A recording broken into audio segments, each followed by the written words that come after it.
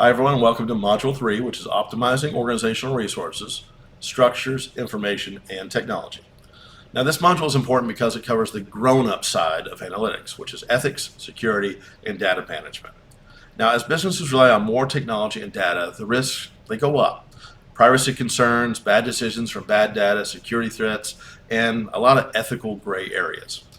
If you want to work in analytics, you need to understand this particular side of it.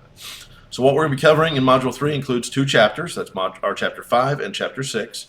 Chapter 5 is the ethical and security issues in IT. We'll cover ethical dilemmas in technology and data use, what security threats look like in real organizations, and the differences between things like hackers, malware, and viruses, and why that matters. In Chapter 6, Data Values and Database Management, is where you're going to learn to make data valuable and usable.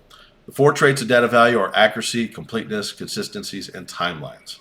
You're going to ask questions like what a data set is, what is a DBMS, and why businesses use them. And we're going to look at how relational databases improve efficiency and reduce errors compared to spreadsheet chaos.